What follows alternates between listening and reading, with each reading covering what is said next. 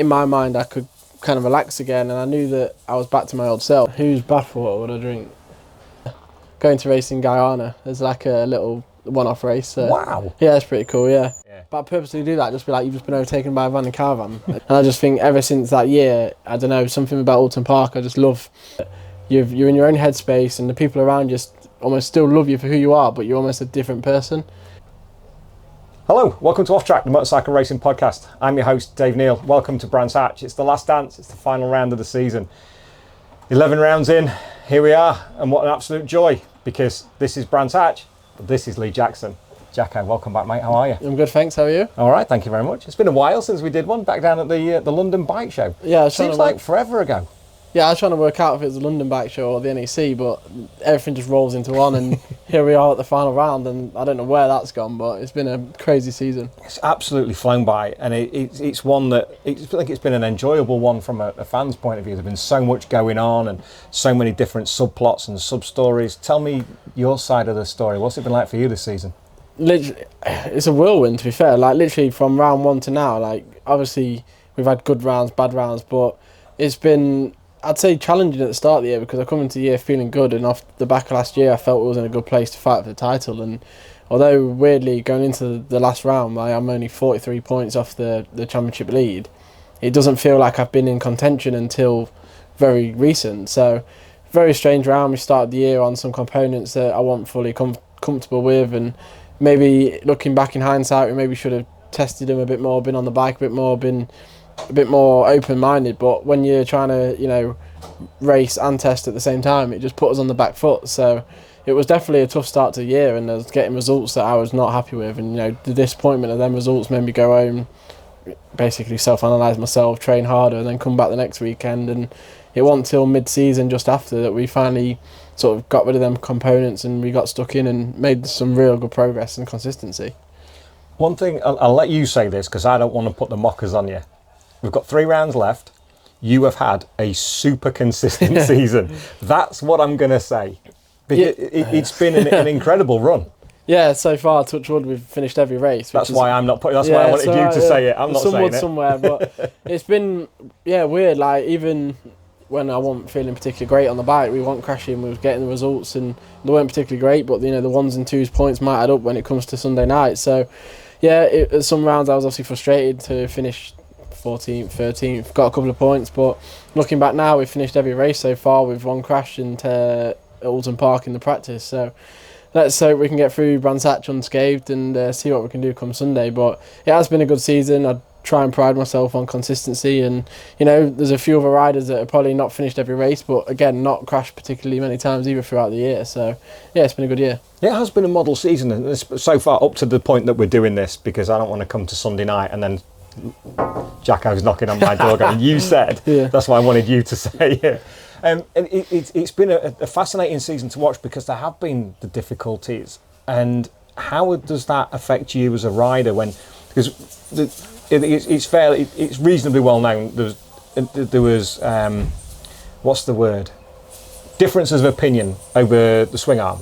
Is that right? Yeah, for sure. Yeah. So that's one of the most important components outside of the tyres and the electronics for feel for the bike. So how do you approach situations like that, and how do you deal with that internally? Because that's kind of a difficult time. Yeah, so start of the year, obviously went testing in Spain, and at that point we knew we wasn't going to get the swinging arm in the bike until round 1, and even then I was still very cautious and anxious that doing that it was the right thing to do, and the team kind of said, let's sacrifice round 1 and then let's make the end of the year good. But from there, for whatever reason, I just didn't get the same feeling I needed from the bike. And the Kawasaki is quite a unique bike of how you have to ride it, and for 2-3 rounds where I was doing okay, but at tracks that I love, it was just not clicking for me. And the actual first time in the year where I got a bit frustrated was at Knockhill, and it kind of got to a point where on just for the Sunday we put last year's swinging arm back in, and I didn't actually pull up any trees on the Sunday, but when you've not rode on the swinging arm all year, you've literally chucked it in for morning warm-up, got 10 minutes on it and then 2 races. You know, I was probably never going to do that, but after we've got the feel and the consistency back, when we went back to last year's setup, you know, that's where I felt so good on my bike again, and that's kind of where a few times I've kind of gone home ruined the fact that we're so close to the Championship league but so far away as well. But again, it's, I knew what was going to happen this year. I knew we was trying these new components. I knew where we was at, and obviously I was willing to go with them. But unfortunately, so sometimes you just don't get the feeling you need, and there's not anything bad from the team. We wanted to work together to try and make it work, but we just couldn't quite get the feeling I wanted. It's difficult, isn't it? Because you don't get midweek testing, and you don't really. If you're challenging for a championship, the last thing you want to be doing is turning up on a Friday for FP1, testing components when most of the other teams, by the time you get to Alton Park or Donington for round 3, they're concentrating on race now. That there might be a couple of add-ons through the year, but you want your base setting done ideally by round 1, but round 3 at the latest if you're bringing in new stuff. Yeah, then this year, subconsciously to us, we knew we had a new front tyre, but actually the new front tyres helped the Kawasaki a lot this year of how the bike stops. So with that in mind, we had something new on the front end that was a very small change, but we didn't quite realise it was making a big impact. And then obviously the rear of the bike as well. So in hindsight, there was 2 areas that we needed to make sure we was working on at the same time, but subconsciously we didn't realise that the front was giving us a much better feeling, and then the rear was just still lacking. So that was a little bit of a hindrance as well until we really got a good feeling from that. But the swinging arm wasn't all bad. We still had a 4th, 5th and 6th, or 4th, 5th and 5th at Donington at round 3, which that was confidence inspiring. That was good. But then to go away from there and not actually back that up on the same swinging arm was when it got frustrating for me, and I think a little bit for the team, of course, because I was their lead rider this year. My teammate Max, he was the rookie of the in the team, so that's when the frustration kind of came in for me and the people around me, really. When was the point that you got settled with the bike and you gone, right, okay, now we're okay, now we can challenge top 5s, top 3s? Alton Park came along, which we'll talk about shortly. What was the point in the season where you suddenly went, at last, now we can push? I think after the middle Brands Hatch round 7 maybe, we had an okay weekend, just not quite the results I wanted. I felt good in practice and qualifying, just didn't have anything in the race to go with the front guys, and I think it was after this weekend we made the decision to then go back to last year's swinging arm, and from there on, sounds daft because like a lot of people just kind of was like in my ear saying, oh, if you don't go faster now then it's you, but at the same time let's hope you don't just go faster on the old swinging arm because you put that in. So I was in a bit of a sticky situation because I was trying not to not that I was making a point of it, but obviously when I went back on the old swinging arm, instantly it was a bit of a weight off my shoulders. I knew what the bike could do, so it was a case of me just relaxing with the bike and just being at one with it and then getting stuck in. So from this round onwards in the middle of the year was where I really started to feel comfy. Obviously got to Cadwell, just missed out on the podium there, but the consistency was there, and then from there rolled into Alton and Donington. Tell me about the run from Cadwell and Alton Park, because that was the Jacko that we know best. That's where you finished last season, well, where you were a lot of last season, especially at the start of the year. You're barely off the podium. It was a fantastic start, but to then get back that feeling again, did that give you some vindication in your choice? And you go like, in the nicest possible way, like, there you go, boys, I'm happy now. Yeah, for sure. Obviously going to Cadwell, the home round, there's a bit of pressure there anyway, but I knew that if I just built the week into the weekend as I would, I knew I could be strong, and just missed out on the podium, but we showed good pace and good form. So from there on, I just knew that every time I got my bike, I could be fast. There was no worry of what condition it was. I knew I'd be fast. So from Cadwell onwards, then to Alton, I believe, or Thruxton, Cadwell, all them rounds, I was pretty consistent and felt really good on the bike. And that was when, in my mind, I could kind of relax again, and I knew that I was back to my old self. Even though I wasn't far away from that at the start of the year, just didn't have the feeling. It was just nice to be able to come away from each weekend being happy with the result and being closer to the front. You know what you can do. You've been in this championship long enough now. You're not the rookie. You're not learning. You are a bona fide superbike rider and a fixture in the Bennett's British Superbike Championship. When you go home on Sunday night, Monday morning, whichever it is, and you look back over the season, which part of it is going to give you the most satisfaction? I think up until now, I think the run of form from Thruxton onwards. I think Thruxton was a good weekend. I missed out on the podium on the Saturday, which again I think was a little bit of racecraft, just kind of a bit of pressure still on my shoulders to do well, and I kind of caught the last chicane up with Ryan Vickers. But from there to now at Donington last weekend, I've had however many finishes and they've all been inside the top 8. 8th was my worst result since that round. So I think the pickup of form and results and the consistency from Thruxton to Alton, Cadwell, all that's where my season started, and I've got some pride in the fact that, you know, we've been fighting at the front, wet or dry, and we've still not been chucking up the road. So obviously at the moment, if I can make a better job of fifth in the championship, then of course that's going to be a highlight of the year. But up to now, I think the form I've been in, and just to prove to everyone that I've been there week in, week out, that's something I'm highlighting the season on. I agree completely, and because it was such a tough opening 4 or 5 rounds, to still be where you are in the championship, still within, as the points changed this weekend, 35, 30, 27 maybe, or 25, something like that. Yeah, you got 5, and it's the first time all season. Yeah, there's still so much to go at now, and it will benefit your position for having that sticky start. You only need a couple of whoopsies in front and a couple of race wins, a couple of podiums for you, and the fight's there, because I know you well enough. You don't give a monkeys what's happening at the top of the table. You look after you. Yeah, that's kind of where we're at this weekend. We're going into it in 5th place. Obviously, last year I finished 4th, so if we can match that, better that, then that's the aim. But I'm only 43 points off the lead, and realistically, that, you know, I started the year to become British Superbike champion, and we've got to the last round 43 points behind with more points on offer. So we're in a good place. Obviously, there's a lot of things that can happen: rain, shine, people crashing, like you say. I could crash. So there's a lot of variables that could catch us out. But I feel good for the weekend, and I'm looking forward to just doing the best job I can, and almost not worrying about the guys around me. But if it comes to a last lap battle with a guy that I know I need to beat, then this weekend's going to be the time to shine and make that happen. 100% it is. Well, tell me about Alton Park, because I thought your performance at Alton Park was spectacular, because it had been a tough time, not up to that point, but preceding it. And it was like the Jacko that we know. And what is it about Alton Park that you enjoy? Because you go well there, and it's such a tricky circuit. Yeah, for whatever reason. I remember 2012, first year on a 600, up until Alton Park. I think the first time I went to Alton Park, I finished 5th there.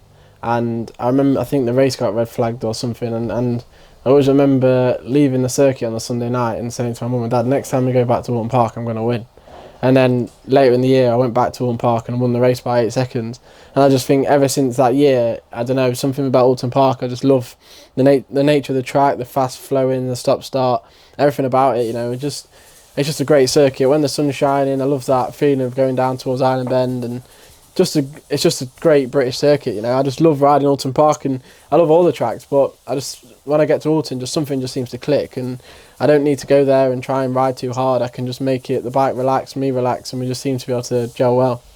You've got a change of team next season. Yeah. We don't know where at the moment, nothing signed, there's nothing in place at this point in time. Sad to be leaving? Yeah, of course. I've been with the guys at FS-3 Racing, obviously brought on Cheshire Mouldings, came on board last year for a little bit, and then this year. So been with these guys for 6 years now, 2 years in Superstock, 3 years in Superbike, or 4 years. So that's the longest I've been with a team. You know, when I first moved up to Superstock 1000, I was with the build-based team for 4 years, and that was a long time. And this has been, weirdly, like, actually thinking about it on the way here, like 6 years it's kind of flown by, not really realising how long I've been with this team. So sad to be leaving. My crew chief, he come here when I first joined to go Superbikes, because at the time there was obviously a one-bike team, and we've basically grown together. You know, I've known him since I was a little kid, so it's going to be sad to leave my crew chief. He only lives down the road from me, but, you know, massive credit to these guys. They've made me the Superbike rider I am today, and, you know, I think we've done a pretty good job. And I'd say that 20% of the bike development has come from my end, as well as me working with the whole team, and obviously them guys putting all the work in behind the scenes. So yeah, it's definitely going to be a sad weekend come Sunday night, and if we can top it off with some 3 good results, then that's where we want to be. But the situation is what it is. There's another rider coming in next season, as we know. But I do wonder as well, do you think it will give you a fresh start and a fresh view, wherever you end up? 6 years is a long time. And we see riders, such as the nature of the championship, every 1, mainly 2 years, people are moving around. It's the same riders on the same seats, but it gives you a fresh impetus with I would suggest maybe a different manufacturer looking at what seats are available.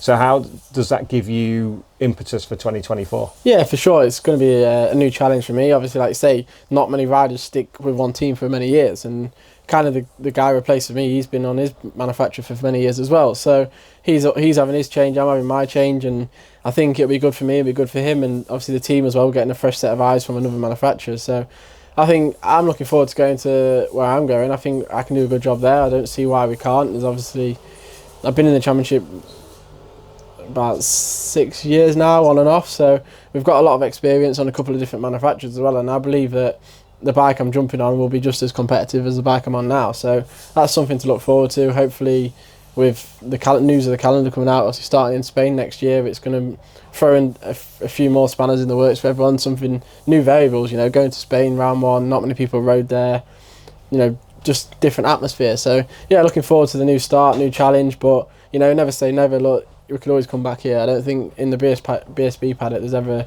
a time where many doors close and never reopen. So I think we can all leave this weekend with our heads held high. Very rare anybody burns the bridges in the championship. Yeah. Very rare. Tell me about Nara, because you did the test out there early. You did the test? Only did one day. You did one day, didn't you? A bit of a hindrance now, to be honest. I've been stitched up by my own team there. I remember now that you said, because had you done like Andalusia or somewhere else before, hadn't you? Did one day at Navarra and then packed up and all went home. Yeah, it's weird because we did. You were going to be on the back foot. Yeah, literally. My team stitched me up there. But no, same for everyone. But I know that Jason O'Halloran and McCam's Yamaha didn't go testing there, so he might have been there. He might, I don't know, but. I did one day, and it was because it was only the one day. I felt like, in a weird way, I rode a bit crap, to be honest. The first day on track, everyone was there, kept almost like the official first day test. And I know I've been on my bike a little bit, but I just rode particularly not great. And then at that point is when I was actually struggling with the front tyre. But unbeknown to us, we was trying to make that work. So I think when I go back there, it'll be just a fresh start anyway. I think I've done one day. I'll know the circuit literally, but I'll take it as a fresh start. So it was a great venue. I mean, when we were there, literally, like I say, we was there for 2 days, but rode for one. And the facility's pretty massive. I'm sure there's a go-kart track. There's everything you need to go racing. I think it'll be great. I'm sure that there's obviously a lot of people outside of BSB that might see it as just the BSB show going somewhere. But I think it brings another aspect into it. With not many people like the short Silverstone circuit, but again, it brings close racing, and Navarra is quite open, it's quite fast, but also quite tight at the same time. So I think it will bring another sort of aspect to the racing, and almost, I'd say maybe bring a surprise winner in, because it's round one. Everyone's going to go testing for 4 days before we go to that track. So yeah, I think it'll be interesting. I'm looking forward to it. I'm not sure whether we're going to go out or not. Yeah. I'm not sure if we're going to make it or not. I don't know. It's only a 2-day event, isn't it? It's only the Saturday and the Sunday. Yeah, and that's obviously the cool thing for us riders. We'll go probably the week before because we've got a 2-day test, and then obviously a little break, which won't really be a break. But most, if you've got anything not about you, but you'd want to keep your training up, just keep your head sharp, and then you roll into Saturday as a 2-day event. Andorra. Take the bikes up to Andorra. Maybe a bit of skiing still at that point of the year as well. Might be a bit lethal though, I suppose. You don't want to say that. No, I don't want to be sure I could hurt myself skiing. I'm a bit prone to that one. I'm not. It's not something I've ever done. It's no. It's very unnatural for a motorbike rider, I find, because when I first learnt to ski, to turn right you lean left, and obviously, So you push counterbalance. Yeah, you push on your outside foot to help you turn the other way. And at first I was just like, it was just breaking me. And I was just getting so angry and then falling over. And then I was like, right, let's just take one step back to go 2 steps forward. But as if a racer can do that. Exactly. But then once I'd literally give myself a bit of a talking to, obviously trying to still look pretty cool on the slopes as everyone does, I then managed to pick myself up and get going. But yeah, it's definitely a cool thing to get yourself into in the winter. Still never skied. No. Nah, it's not for me. No. Not for me. I'm the bloke who went watching Jen ski at Manchester at what's not called Escape. Yeah, Escape. Chill Factor. Right, Chill Factor at Manchester.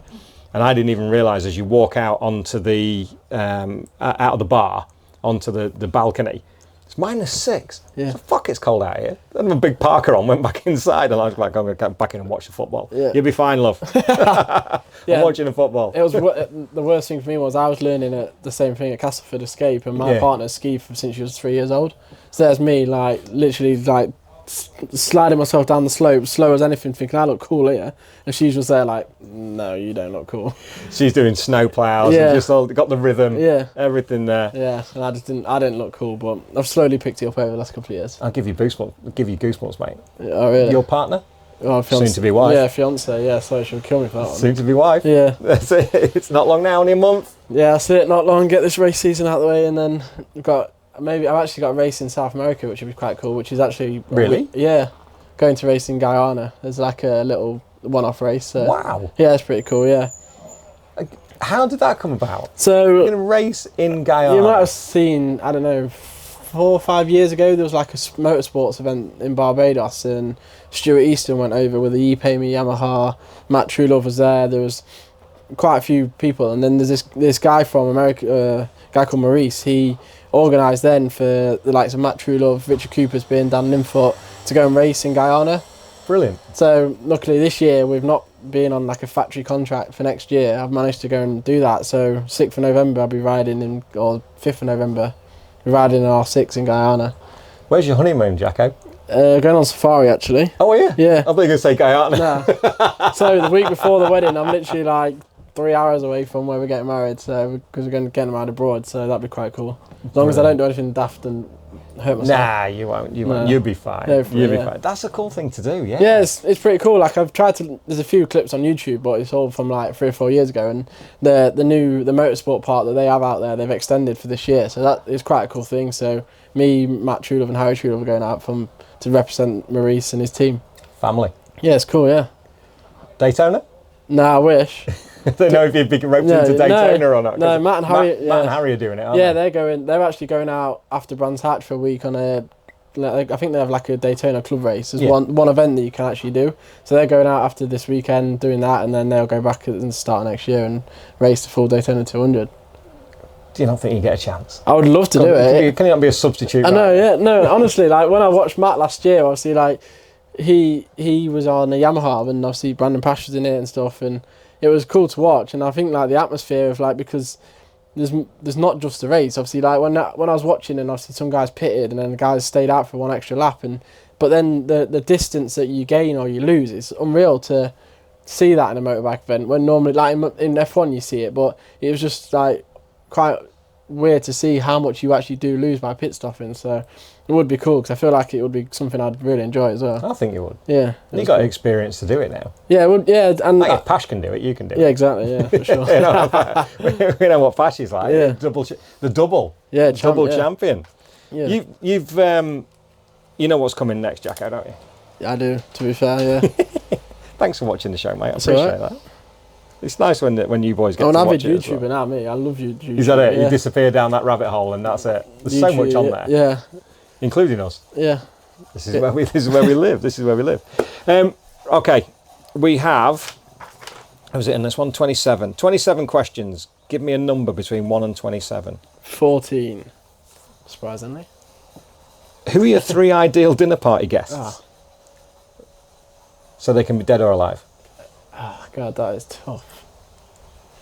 I feel like I should, like, I'm going to say, I'll be boring. I will have Valentino Rossi there. That's fine. There's a lot of experience and a lot of cool stories. Who else? Let's think about this. I feel like if you're gonna have a laugh and a bit of stupidity, I feel like I'm gonna go with Billy Bolt. I feel like recently jumped on the bandwagon of watching obviously him, and super cool. Yeah, he's a pretty cool guy. And then who else should I go for? I know I'm gonna say the last person, then 10 minutes later I'm gonna think, oh, I wish I said that. What about? No, I'll ask you the music question anyway. Okay, let me think about this. You know when you sat watching this on YouTube, I'll buy you some time. When you sat there on YouTube and you're watching it, and a lot of the boys do, and you go, I can answer those questions, Eddie. I know who I'd get. And then when you sat here, you go, Yeah. It's different when you sat here. It is, yeah, literally. I think I would have literally picked 3 straight away. Who would I choose? Valentino, Billy Bolt. Billy Bolt. God, that is tough, man. that's pain. It's really annoying me now. As well, that is really frustrating me. Music, actor, actress. Mate, honestly, I don't want to embarrass myself with actresses. Yeah, you do. Go on. I'm literally I don't know anyone. Oh, that's as bad as me. I get ripped by everyone because they'll say like play a family game, and I'm like, I ain't got a clue who this guy is or what film. It's like you like your Scarlett Johansson and people like that, and yeah. All right, Bruce Lee. Perfect. Yeah. That's good. Do you know what? That's left field. I like that. Yeah. He'd be super cool. Yeah. Good job, mate. Yeah, in the end. How long was there? 10 minutes? I was biding a bit of time on the... I can edit that bit down. Yeah, so thanks. Yeah. I might not, but I could do. Pick another number. 18. What annoys you the most in life? Oh. Well, as of today, bad drivers. Ooh. And that's probably a bit harsh on people, but it's so frustrating when you're trying to not even get somewhere fast, but just get somewhere. Please move. Like, I'm going to go bad drivers. You come down the A1 today, haven't you? Yeah, I have, yeah. We're the same on the M6. No, really? Please just move. Yeah. We don't want to speed. We just want to get where we're going. Yeah. And we do a bit of undertaking. Do you do the undertaking thing? Yeah, but I'm in a van and caravan, I purposely do that. On the back, yeah. But I purposely do that, just be like, you've just been overtaken by a van and caravan, and you're doing in my way, basically. It's not allowed in the third lane, so. No, that's right. I just want to get where I'm going. Yeah, literally. It's as simple as that. I was nearly late for my first interview today because of people. And then I needed a wee. Nothing worse than doing an interview while you need a wee. Go on, tell me another one. 20. This is quite an interesting one. I like this one. What is it that makes motorcycle racing so special? For me, I almost kind of said it earlier, but it's when you literally like half an hour before the race, you're with all your family and friends who come watch, and then you put your helmet on, and I almost see it as like whenever you see a racing car film or movie, and they pan the camera just to the eyes, and I feel like as soon as you put your helmet on, you're in your own little headspace, and no matter like whatever happens, if you crash, you win, you lose, that you're in your own headspace, and the people around you almost still love you for who you are, but you're almost a different person.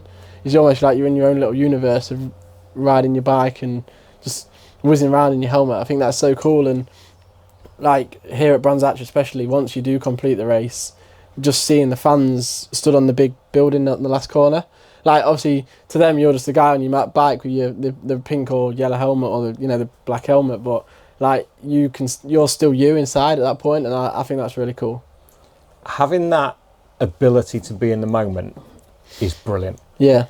I love that. Yeah. Because so many people get to the end of the season, because one of the other questions is, what do you wish you'd enjoyed more? And people go, well, I wish I'd enjoyed my racing more, but I wasn't in the moment to be able to do it. So, and again, this is the maturity word. I don't expect that you've grown up, but you've matured. I tried. That's the beauty of maturity as a superbike rider. Yeah. That you can be in the moment and enjoy those times and appreciate the people who appreciate you. Yeah, and I think coming back from Superstock to Superbike, I think you almost, like you say, you mature, you're a bit older, you've done a bit more mileage around the sun, and I think when I come back to Superbike the second time, it's almost like I was worthy to be here, whereas the first time I was kind of in awe still. I was racing with Shaky Byrne, Kian Ari, everyone, and battling with these guys, and then, but not battling to the point where I wanted to, like, well, I'm going to beat you. Obviously I wanted to beat them, but not in the same determination I've got now. Whereas now I do go away from the weekend and think, yeah, you did a good job, or, even the first year I started to get a bit of money from Superbikes, that was sort of a bit of realisation of where I am and what I've done to achieve where I am. That's pretty cool and obviously doing this job in general is just cool, and it's, yeah. That is perfect. So often we don't hear that, and thank you, mate, because that means a lot to the show that you can say that, because it proves to people that you have a passion for the sport. Yeah. And some people, not all the riders, but one or two, you're trying to get them to understand what they do. They've never really considered it. It's just what we do. Yeah. How do you do what you do? I don't know. We just do it. And to some, that's fair enough. Yeah. But to hear that's quite refreshing. So yeah. Thank you, mate. Yeah. No, thank you. But, like, for me as well, I still do a little bit of plumbing. So like, I still have my like that and this, and obviously the dream when everyone asks is I want to race my motorbike. But I know that not everyone's fortunate to do that. And when I go off and do my plumbing, I still enjoy doing that. So coming away racing, I love riding my bike, and obviously it's my full focus. And the guys here put their full efforts in me. So I think it is good that, in a weird way, I wouldn't want to say I'd ride for free, but I love riding bikes. I would obviously ride for free. I'd ride anything for free, but at the same time, people appreciate what we do for them as well, so they look after us. You've still got to make a living out of it at the end of the day. But yeah, I don't think there's anybody in this pit lane that wouldn't ride for free, because they all love riding motorbikes. Yeah, for sure, yeah. And that's the bottom line of it. Okay, the next section is 1 to 30. Give me a number. 13. This one goes in, you might struggle with this one, to be honest. This one goes in tribute to Dave Miller from Bike Sport News. He did a list of 10 questions this point last year, actually. And I had to ask Brad and Kyle these questions. And one of the questions was, whose bathwater would you drink? Oh, God.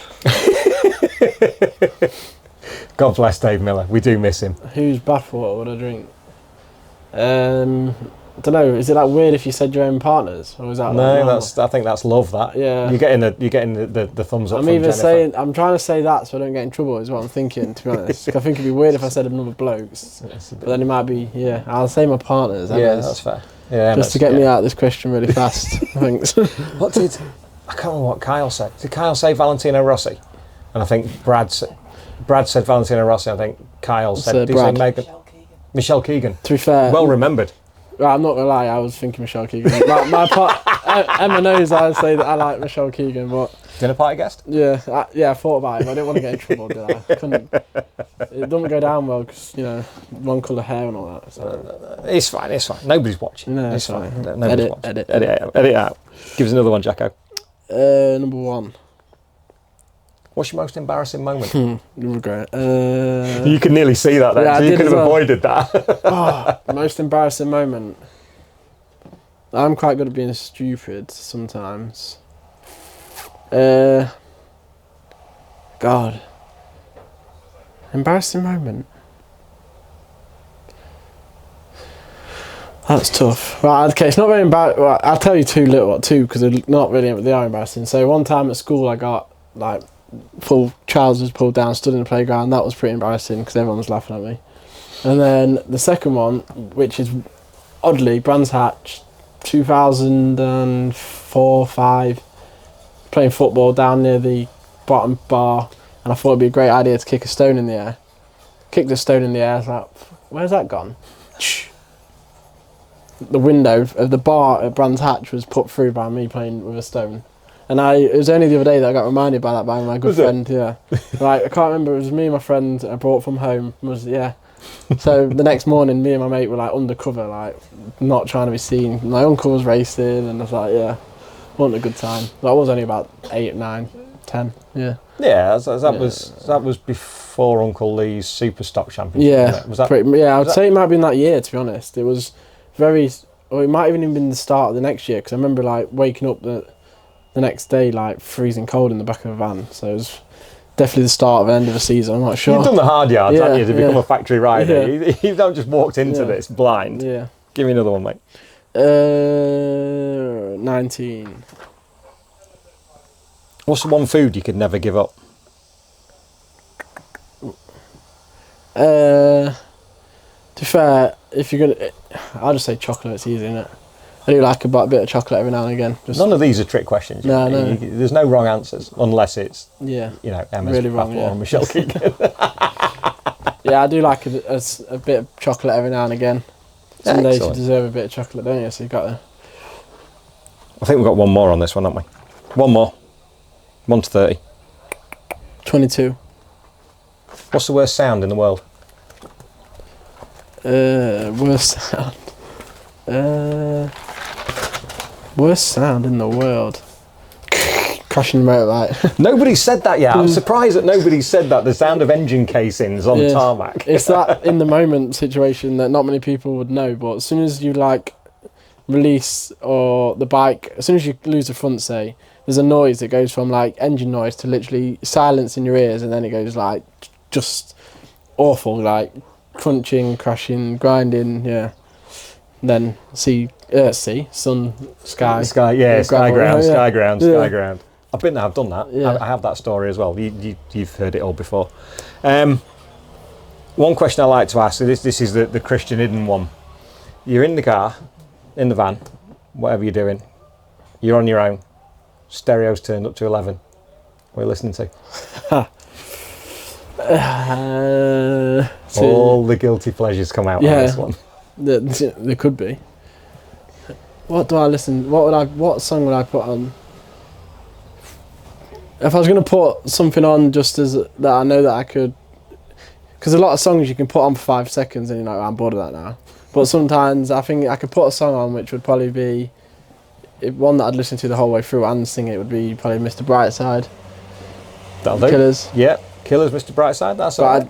It's a good one. A guilty pleasure that sometimes Emma puts on because she knows that we'll sing it together is Leona Lewis, Bleeding Love. Oh, really? Which is awful to say out into the general public, but that's not being edited. No, that is probably a real bad guilty pleasure. That is.